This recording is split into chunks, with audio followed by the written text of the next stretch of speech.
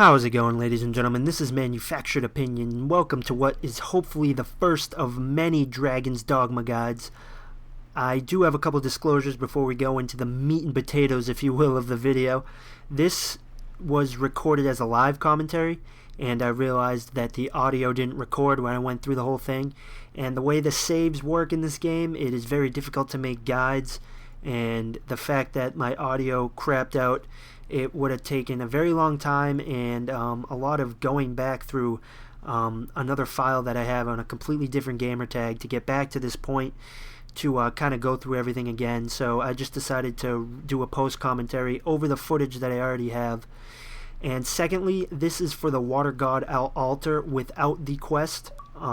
Like I said, the way the saves work in this game, you can't have multiple saves, so I'm almost forced to go through a whole dungeon or do something and then go back and just show you step by step what I did, because since I can't make multiple saves, I can't go through a whole dungeon, reload a save, and then go back through the whole dungeon again fighting all the enemies. I mean, I could I can't load last save. I can only load a last checkpoint, and only the game hands out checkpoints, so it's kind of difficult to do that, make guides period for this game. So I'm gonna just have to run through everything without the enemies and whatnot in there. But anyways, if you've already made it to Grand Sorin, which is where you get the quest for this altar, by the way, from Sir Maximilian, but if you've already been to Grand Sorin, you will have this little castle, mountain way castle on your map, and what you're going to want to do is run around that whole ridge. There will be a river at the bottom. You're going to want to cross the river, and then right underneath the waterfall there's a door, and that will lead you into the altar. And the reason why I wanted to make this video is because I found this altar completely by chance. I did not know it was for a quest, and I've actually seen a lot of messages online and whatnot with people trying to figure out how to get through this altar without the quest, because there is a door that you need a key for, and the only way you can get the key is by having the Watergod altar quest that you get from Grand Sorin. And I'm just looking through my quest log right here to see if I have it, but I don't.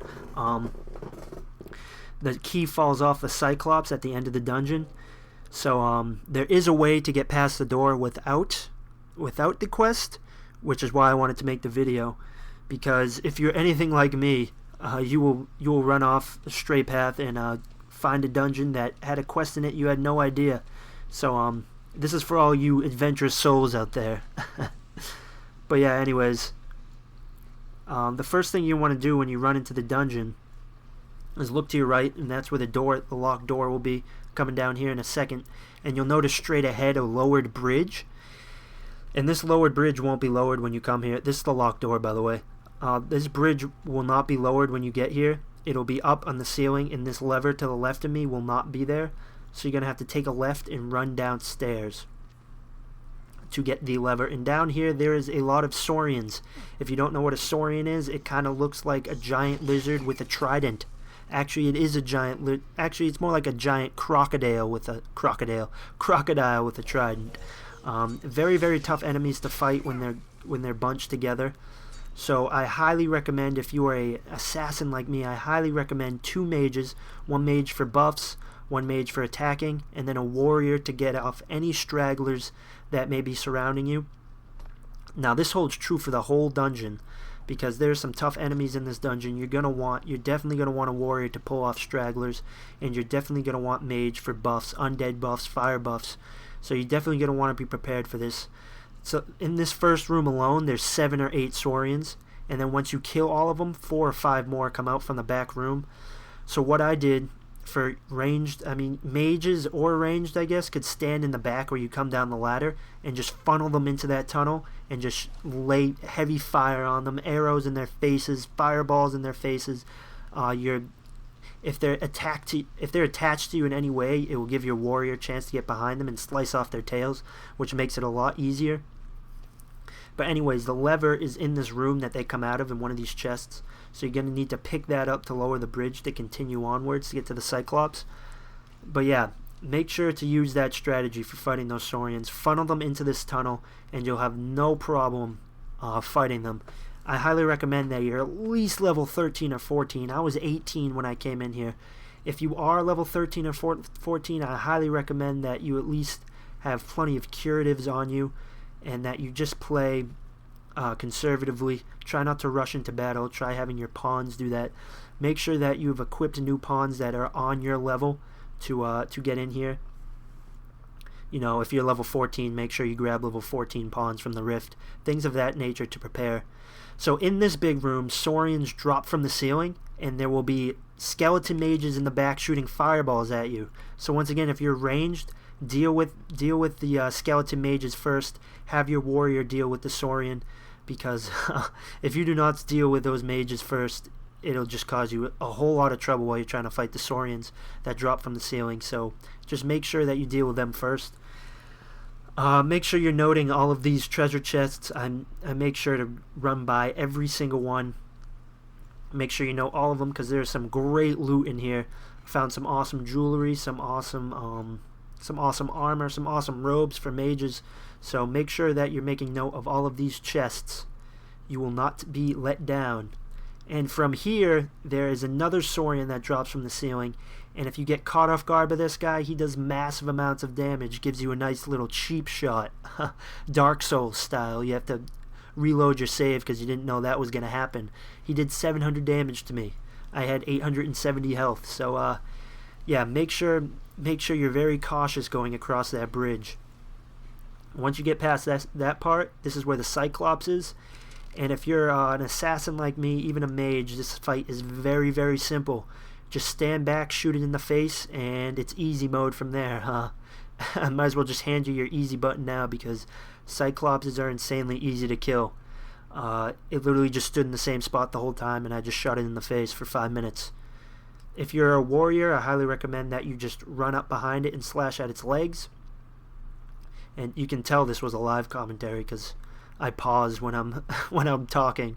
But yeah, if you're a warrior, get behind it, slash at its legs, try to climb on its back, slash at the back of its face, all that wonderful stuff that was taught at the beginning of the game.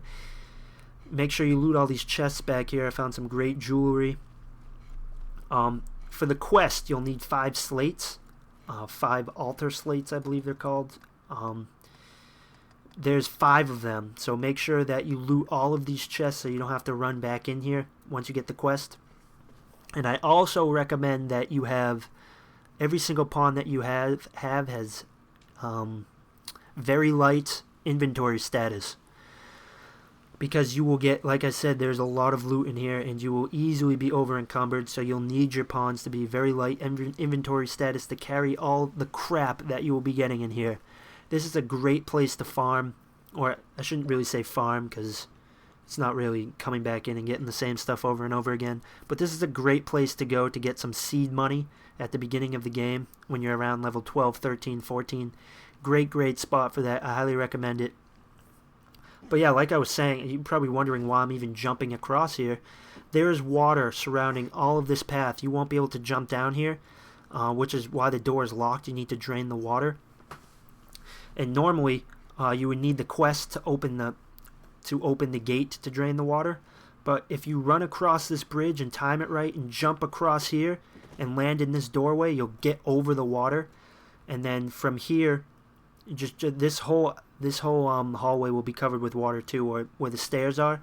You want to make a huge leap, and you will just barely miss the water, and you will be able to get behind the door without the key.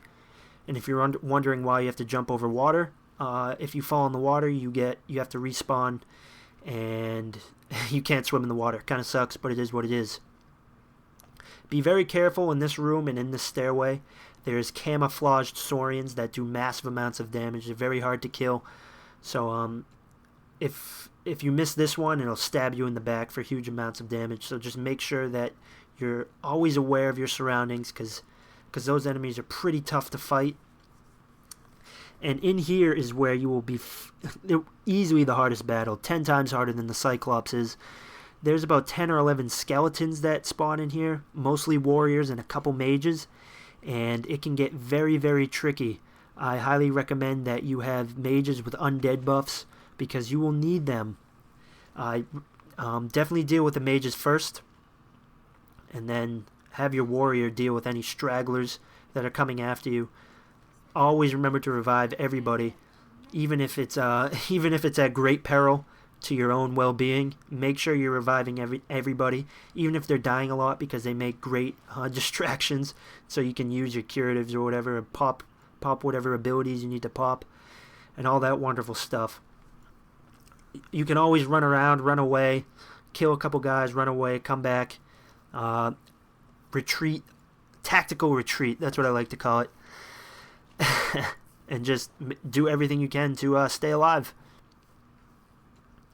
And down here, there's more skeletons, and there's phantoms, which is why I recommended bringing mages.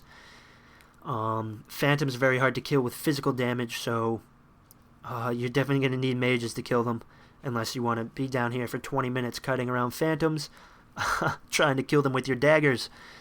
So that's that. Some more chests.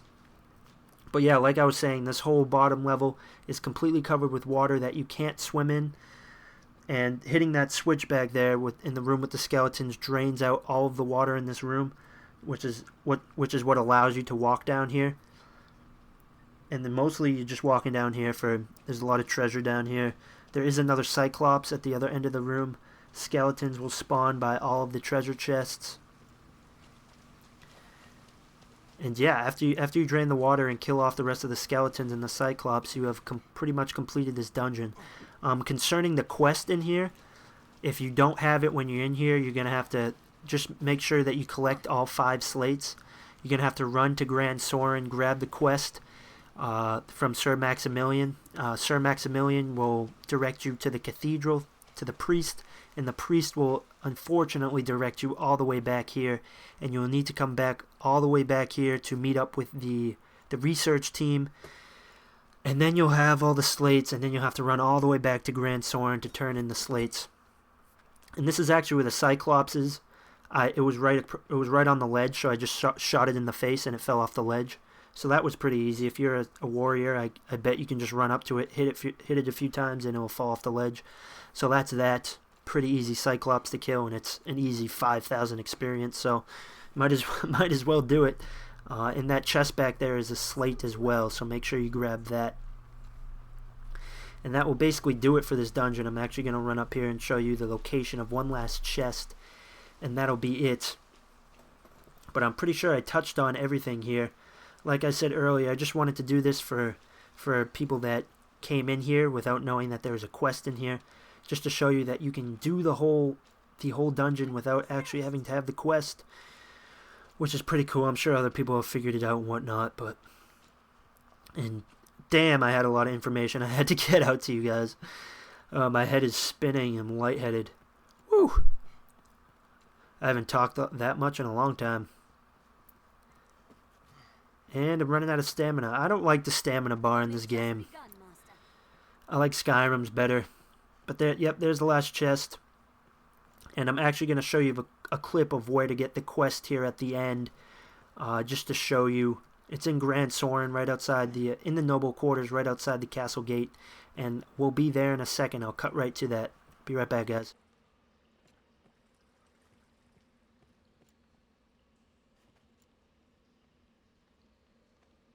So this is where you can find the quest for the Watergod altar. Just talk to Sir Maximilian outside the castle gates in Grand Soren. He will send you to the priest in the cathedral, and he will send you back to the Watergod altar. I highly recommend that if you're here first and you haven't gone into the altar, to talk to him first, because you'll be doing a lot of running back and forth. I just did it this way because I found the altar first, and this guide is geared primarily towards all of you that have adventurous spirits. So anyways, I hope you're enjoying Dragon's Dogma, and I will talk to you later, everybody. Bye-bye.